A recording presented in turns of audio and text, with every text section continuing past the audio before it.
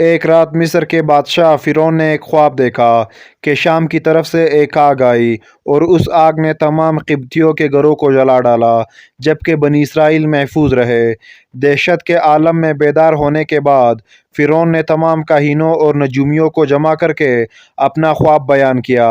نجومیوں نے اسے بتایا کہ بنی اسرائیل میں ایک بچہ پیدا ہوگا جو فرعون کی بادشاہت کو ختم کرے گا۔ وہ بچہ کون تھا اور اس نے فرعون کی بادشاہت کا خاتمہ کر کے مصر کی تاریخ کو کیسے بدل ڈالا؟ اس ویڈیو میں ہم فرعون کے اس خواب اور اس پراسرار بچے کے متعلق جانیں گے۔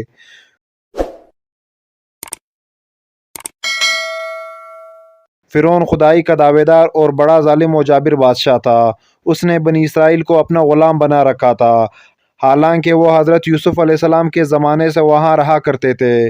حضرت یوسف علیہ السلام نے اپنے والد حضرت یعقوب علیہ السلام اور اپنے بھائیوں کے لیے زمین کا ایک حصہ اس وقت کے فرعون بادشاہ ریان بن ولید سے حاصل کیا تھا۔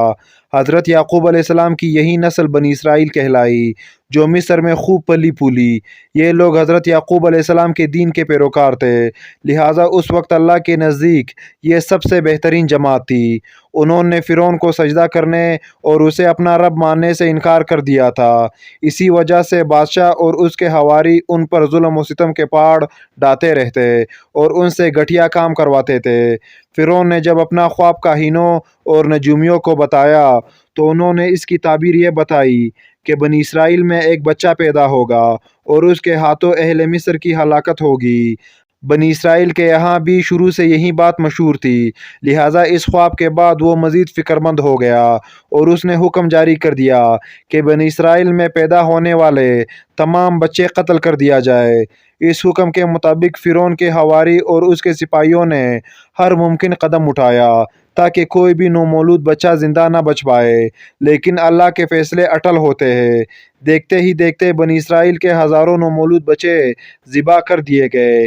پھر ایک وقت آیا کہ جب قبطی سرداروں نے فرعون سے کہا کہ اگر بنی اسرائیل کے لڑکوں کا اسی طرح قتل عام ہوتا رہا تو ہمیں آئندہ خدمتگار ملنا مشکل ہو جائے گا، اور پھر ہماری یہ کمتر گھٹیا غلیظ کام کون کرے گا؟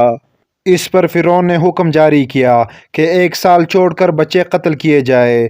ان دنوں حضرت موسیٰ علیہ السلام کی والدہ اپنی حمل کی ابتدائی دنوں میں تھی۔ اللہ نے ان کی حفاظت کا سامان اس طرح فرمایا کہ ان کی والدہ پر معمول کے مطابق حمل کے آثار ظاہر نہیں ہوئے، جن سے آپ فرعون کی چوڑی ہوئی دائیوں کی نگاہ میں نہ آئی۔ انہوں نے اس بات کو چھپائے رکھا یہاں تک کہ پیدائش کا وقت آ پہنچا اور انہوں نے بچے کو جنم دیا۔ اس بارے میں سوائے قریبی لوگوں کے کوئی نہیں جانتا تھا۔ نجومیوں نے فرعون کو اطلاع دی کہ بچہ پیدا ہو چکا ہے۔ اس اطلاع نے فرعون کو بدحواس کر دیا۔ اس کے سپاہیوں نے گھر گھر تلاشی شروع کر دی۔ حضرت موسیٰ علیہ السلام کے بھائی حضرت ہارون علیہ السلام سال امان میں پیدا ہوئے تھے، جبکہ حضرت موسیٰ علیہ السلام قتل والے سال میں پیدا ہوئے۔ حضرت موسیٰ علیہ السلام کے والدین سخت پریشان تھے۔ 3 مہینے تک انہوں نے حضرت موسیٰ علیہ السلام کو چھپا کر رکھا، لیکن زیادہ عرصہ تک بچے کو شاہی جاسوسوں کے نظروں سے چھپا کے رکھنا ممکن نہ تھا۔ پھر بھی وہ اپنی پوری کوشش کرتی رہی، یہاں تک کہ ان کے پاس اللہ کا حکم آ گیا۔ یہ حکم اللہ نے ان کے دل میں ڈالا تھا۔ حضرت موسیٰ علیہ السلام کی والدہ کے دل میں یہ خیال آیا کہ تابوت کی طرح ایک صندوق بنایا جائے اور اس بچے کو اس صندوق میں رکھ کر دریائے نیل کے بہاؤ پر چھوڑ دیا جائے۔ حضرت موسیٰ علیہ السلام کے والدان نے اللہ کے حکم کے مطابق بچے کو صندوق میں رکھا اور دریا میں چھوڑ دیا۔ ساتھ ہی موسیٰ علیہ السلام کی بہن سے کہا کہ تم اس کے پیچھے پیچھے چلتی جاؤ، لہٰذا وہ دریائے نیل کے موجوں میں چلے اور ان کی بہن کنارے کنارے چلی، اپنے بھائی کی نگرانی کرتی جا رہی تھی کہ دریا میں ڈالنے کے بعد وہ کہاں جاتے ہیں۔ صندوق بہتا ہوا محل کے تالاب میں پہنچ گیا۔ وہاں فرعون کی بیوی ملکہ اور خادمائیں لطف اندوز ہو رہی تھی کہ صندوق پر ملکہ کی نظر پڑی۔ اس نے کنیزوں کو حکم دیا کہ صندوق کو تالاب سے نکال لاؤ۔ صندوق کھولا گیا تو اس میں ایک حسین اور تندرست بچہ آرام سے لیٹا ہوا انگوٹھا چوس رہا تھا۔ ملکہ بہت خوش ہوئی، اس کی آنکھوں میں ممتا اتر آئی۔ شفقت و محبت سے بچے کو گود میں لے لیا۔ ملکہ نے سوچا کہ اس بچے کو بیٹا بنا کر پالنا چاہیے۔ محل میں کسی نے خدشہ ظاہر کیا کہ یہ بچہ بادشاہ کی سلطنت کو ختم کرنے کا سبب بھی بن سکتا ہے۔ فرعون کے دل میں بھی یہ خیال آیا کہ کہیں یہ بچہ بنی اسرائیل کا وہ لڑکا نہ ہو جس کے بارے میں نجومیوں نے پیشن گوئی کی تھی۔ لیکن فرعون کی بیوی نے کہا، یہ بھی تو ہو سکتا ہے کہ یہ بچہ ہماری آنکھوں کی ٹھنڈک بنے یا ہم اس کو اپنا بیٹا بنا لے۔ اس پر فرعون نے کہا، یہ صرف تیری آنکھوں کی ٹھنڈک ہے، میری نہیں۔ میں نہیں چاہتا بنی اسرائیل کا کوئی بچہ میری نگرانی میں پلے، لہٰذا یہ صرف تیری ہی آنکھوں کی ٹھنڈک ہے۔ حضرت ابن عباس فرماتے ہیں کہ اگر فرعون یہ بات کہہ دیتا کہ یہ میری بھی آنکھوں کا ٹھنڈک ہے تو اللہ تعالیٰ اسے ہدایت دے دیتا، لیکن اس نے یہ کہا کہ یہ صرف تیری آنکھوں کا ٹھنڈک ہے۔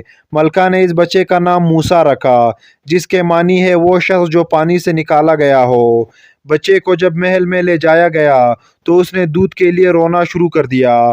بچے کے پاس دودھ پلانے والی لائی گئی، لیکن بچے نے کسی عورت کا بھی دودھ نہ پیا۔ جو عورت بھی آپ کو دودھ پلانے کی کوشش کرتی ناکام ہو جاتی۔ ادھر موسیٰ علیہ السلام کی بہن دور کھڑی یہ سب دیکھ رہی تھی۔ موسیٰ علیہ السلام کی بہن نے فرعون کی بیوی سے کہا، کیا میں تمہیں ایسا گھر نہ بتاؤں جو اس بچے کی تمہارے لیے پرورش کرے اور اس بچے کی خیر خواہ ہو، اس لیے کہ وہ ایک غریب گھرانہ ہے۔ جب انہیں معلوم ہوگا کہ یہ بچہ فرعون کے گھر سے آیا ہے تو انہیں انعام و کرام ملنے کی امید رہے گی۔ اس گھر میں نیک سیرت خاتون ہے، وہ اس بچے کو باخوشی دودھ پلانا قبول کرے گی۔ فرعون کی بیوی نے کہا، چلو ٹھیک ہے۔ لہٰذا آپ کی بہن انہیں گھر لے کر آئی۔ والدہ محترمہ نے بچے کو دودھ پلایا تو آپ نے فوراً دودھ پینا شروع کر دیا۔ اب چونکہ بچے نے کسی اور کا دودھ پینا قبول نہیں کیا تھا، اس لیے وہ خود بچے کو لے کر آتے تھے۔ اس طرح موسیٰ علیہ السلام کی والدہ کا بے حد احترام ہونے لگا۔ اس طرح حضرت موسیٰ علیہ السلام شاہی محل میں پرورش پا کر جوان ہو گئے اور پوری توانا ہو گئے، لہٰذا اللہ نے آپ کو نبوت کے منصب پر فائز کیا۔ آپ نے بنی اسرائیل کو فرعون سے آزادی دلائی اور مصر سے نکل گئے۔ فرعون بنی اسرائیل کو ختم کرنے کے لیے لشکر لے کر روانہ ہوا۔ جب بنی اسرائیل بحر احمر کے قریب پہنچے تو اللہ نے ان کے لیے دریا کے بیچ سے راستہ کھول دیا۔ یہ وہی موقع تھا جب فرعون کا وہ خواب پورا ہونے والا تھا اور اس کی بادشاہت اور لاؤ لشکر تباہ و برباد ہونے والی تھی۔ بنی اسرائیل تو سمندر کے پار چلے گئے، مگر جب فرعون اپنے لشکر سمیت ان کے پیچھے آیا تو سمندر کا یہ راستہ بند ہو گیا اور وہ اپنے لشکر سمیت اس سمندر میں غرق ہو گیا۔